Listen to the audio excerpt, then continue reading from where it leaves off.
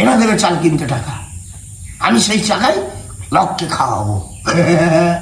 Lorry lorry টাকা আছে, lorry lorry গয়না আছে এই জায়গায়।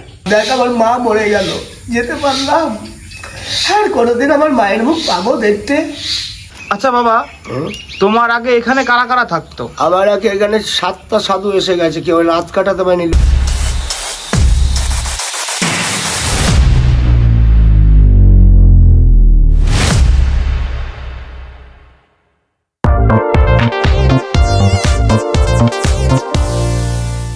সো গাইজ, আমরা অনেক আগেই এই শ্মশানে চলে এসেছি, তো অনেকটা টাইম কাটালাম এই শ্মশানে।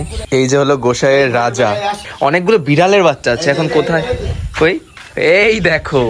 সো গাইজ, আমরা অনেকক্ষণ এসেছি এই শ্মশানে। তো এই শ্মশানের এখানে এসে এই যে আমাদের সাধু এখন চা বানিয়ে খাওয়াবে। এই শ্মশানে একা থাকে, আর কেউ থাকে না। পার ডে 2 কেজি করে চাল লাগে পশু পাখি। পশু পাখির জন্য রান্না করছে এটা।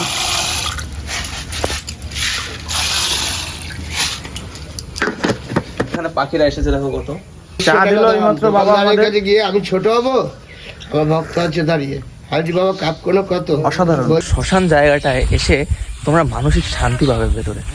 শ্মশানের দক্ষিণ সাইডে এখানে হলো বিলে যাওয়ার একটা রাস্তা আছে। এই 100-150 পাখি আছে, তারপর এদিকে 4টে বিড়াল আছে, 5টা কুকুর আছে, 2টো সাদা শিয়াল আছে। তাছাড়াও এখানে আরও বাইরের থেকে কিছু কিছু পশু পাখি আসে। টোটাল আমার 2 কেজি চাল লাগে এদের সেবা, আর 1 কেজি মুড়ি লাগে। আজকে তোমার এই মন্দিরে ঠাকুর আমাকে মেপে কেন তৈরি করলে? ঠাকুর তো ছিল 5 একটুখানি 330 টাকা ঠাকুর ছিল। ঠাকুরের দাম 330 টাকা, আজকে 6,000-7,000 টাকা ঠাকুরের দাম নিচ্ছে। কেন নিচ্ছে? আমাকে মেপে তোমার গ্রাম থেকে সবাই করেছে। তো আমি তো ঠাকুর নয়, আমি তো একটা মানুষ। তাহলে আমাকে মেপে কেন এই মন্দিরে ঠাকুরটা বানালে? এই মন্দিরে কত, আমি আসার আগে কোনো অনুষ্ঠান হয়েছে যাগযোগ করে? 2 করা ভোগ হয়েছে, 3 করা ভোগ হয়েছে। আর আমি লকডাউনে ঢোকার পর ঠাকুর বাবার পর অনুষ্ঠান শুরু হয়েছে। এই মন্দিরে যা আছে, শোনো মা, এই মন্দিরে যা আছে এই সারা এলাকায় কিছু নেই। তোমরা নিশ্চয়ই কিছু না কিছু কানে শুনেছো যে সাধুর কাছে যা আছে না, এখানে কিছু নেই। এখানে লরি লরি গয়না আছে, লরি লরি টাকা আছে, বুঝতে পারলে? লরি লরি টাকা আছে, লরি লরি গয়না আছে এই জায়গায়। না তোমার দেশে তাই তুমি দেখছো কিন্তু হ্যাঁ, আমাকেও দিইনি মা, বলে ভুল। লোভে পাপ পাপে মৃত্যু করে নাই। ওই যে কষ্ট এর মধ্যে আছে, তাই কইছো তো মা দেখাতে সব বলে তো তুমি দেখছো, তাই কইছো। এখানে কি আছে না আছে তো এত বলে। এখানে কোনো সাধু থাকতে পারে? কেন থাকে না? মা তোমার রাখছো বলে তুমি রইছো। তাহলে আজকে এত বছরের শ্মশান কোনো সাধু থাকে না, আমি কেন এখানে রয়ে গেলাম? কত বদনাম বই হয়েছে, আর হবে না। অভি অভি হবে, অভি অভি। আমি তো গাড়ি গাড়ি 1 মুঠো ভিক্ষা করিনি। আমি তোমাদের আরো এখানে চেষ্টা করছি যে দুপুরের সেবাটা দেবো। সবাই তো আমি বলছি, আমার তারা মায়ের মন্দিরে যদি 100 লোক খায়, তাই 50টা লোকের ভাত দিতে পারবো না? তাহলে সাধু হওয়ার দাম কি? তবে এখানে বসেই দেবো। এরা দেবে চাল কিনতে টাকা, আমি সেই টাকায় লোককে খাওয়াবো। তোমার ছেলে দেবে না? এই বেটা মাসে বস্তা পাঠা 1 বস্তা চাল। আরে 1 বস্তা চাল 1000 টাকা দিয়ে দিবি না? দিয়ে 50,000 টাকা মাইনে পাস, 100 টাকা দিতে কম গায়ে লাগবে তোর? বল বল তুই। গায়ে লাগবে 100 টাকা 500 টাকা দিলে গায়ে তা তোর ছেলে পেলে যেরকম, এটা ভাবছি সাধুর 2 চোখে, কিন্তু ওটাও কিন্তু আমার ছেলে পেলেই ভাবে। কেন আমি সন্তান ছাড়া বাবা এখানে দুঃখিতে পড়ে আছি। চোখের জল দিয়ে রাত হলে মা ছেলে মেয়েরই চিন্তা হয়, আর হয় না। কিন্তু আমি বাধা। দেখ আমার মা মরে গেল, যেতে পারলাম আর কোনোদিন আমার মায়ের মুখ পাবো দেখতে?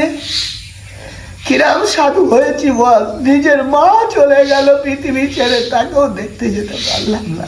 এর বড় দুঃখ কোনো সাধু নেই। আমার যা দুঃখ আছে না, আমি কাউকে বলতে পারি না। আমি এই যে কি ছাড়া কারে বলবো? যে মা আজকে জন্ম দিয়ে গেলে বসিয়ে রেখে চলে গেল চুল্লিতে, আমার বাবাও মরে গেল, আমি দেখতে পাইনি, যেতে পারিনি। বাবা, আমার বাবা আমাকে 2 জনকে চোখে দেখতে পাই। আমি সে কপাল করে জন্মাইনি মা, আমি বাধা ঘরে আটকে আছি, বুঝেছ?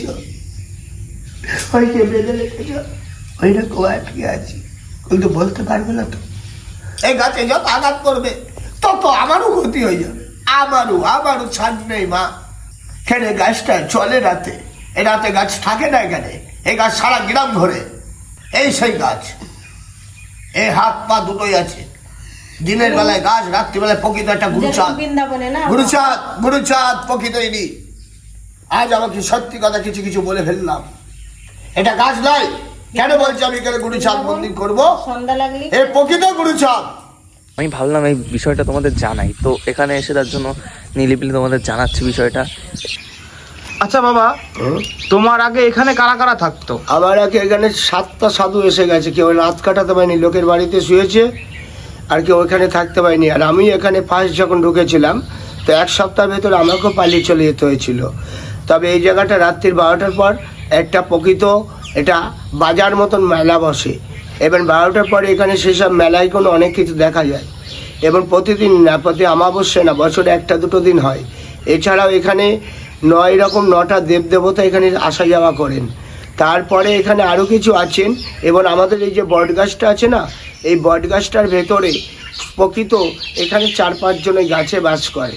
তবে আমি এখানে তাদের সাথে এখন মিলে গেছি, এবং আমি এখানে থাকতে গেলে প্রকৃত তাদের সাথে আমার মিল নিয়ে থাকতে হয়। তাই আমি তাদের সাথে মঠে মিল নিয়ে এখানে আছি। এছাড়াও এখানে ঠাকুর ছিল 5 পোয়া।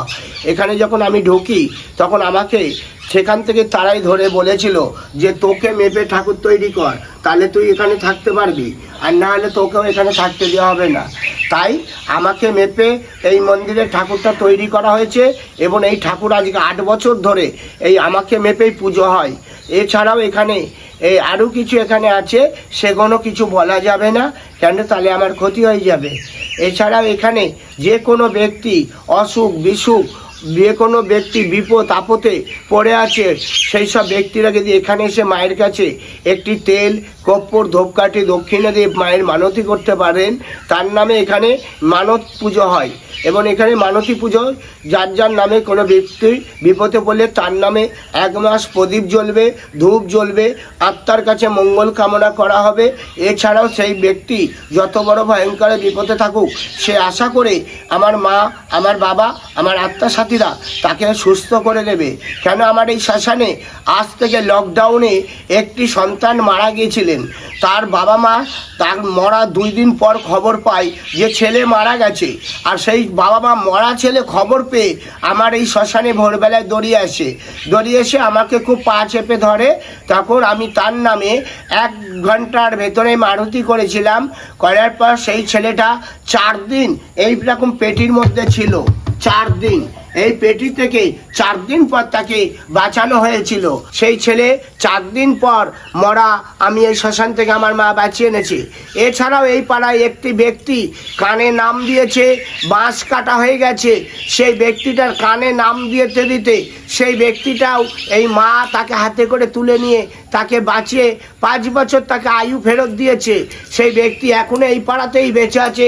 এছাড়াও এখানে এমন ভক্ত ছিল, তারা অসহায়, চোখে নাকে না খেয়ে এই শ্মশানে এসে পড়ে থাকতো। সেই সব ছেলেরা এখান থেকে পুলিশের চাকরি পেয়েছে, এখান থেকে ডাক্তারি হয়েছে, এবং এখান থেকে তারা অনেক কিছু পেয়েছে। তাই আজকে আমি এখানে রাজার হালের মতন থাকি। আমার কোনো ছেলেরা কষ্ট রাখে না, কেন আমার এখানে কোনো অর্থ টাকা পয়সা দিয়ে পুজো হয় না, মন দিয়ে পুজো হয়। মায়ের প্রকৃত খরচাটাই যা লাগে। আর কোনো ব্যক্তি যদি কোনো গ্রহ কাটাতে হয়, সামান্য তাবিজের খরচা যেটা হয় সেটাই লাগে। কেন আমি কোনো তাবিজ কবজ বেছে আমার শ্মশান মা, গর্ভমাকে সেবা দিতে চাই না। প্রত্যেকটা মা বাবা যদি সুস্থ থাকে, প্রত্যেকটা সন্তানরা যদি রোগ ব্যাধি থেকে মুক্তি থাকে, তো আমার মা বাবা বলেছিলেন যে দুনিয়াতে সব থেকে বড় গুরু কে হয়? যে দেশের রক্ষা করতে পারে, সেই হয় বড় গুরু। তাই আমি মায়ের কাছে পরাণ সন্তান শিয়াল সকলের কাছে ছোট করে হাত জোর ক্ষমা চাই। এখানে যে কোনো ব্যক্তি যে কোনো বিষয় আসলে আশা করে ক্যান্সার, প্রায়শই সব রকম যত বড় ভয়ঙ্কর থাকুক ভালো হয়ে যাবে। মা শ্মশানকালী এক কথাই ভালোবাসে। কেন এখানে ফল প্রসাদ দিয়ে পুজো হবে না। এখানে পুজো মাকে পেতে গেলে তেল, কর্পূর, ধূপকাঠি, পাড়ের পয়সা, চোখের জল, আর কোনো প্রকৃত পুজো হয় না। আচ্ছা বাবা, হ্যাঁ, আপনার হাতে এতগুলো শাখা কিসের জন্য? এই শাখাটা আমার, এই হাতটাই মায়ের হাত, মায়ের মতন। এই হাতটা আমার না, এই হাতটা প্রকৃত কালী হাত, আর এটা হচ্ছে আমার হাত।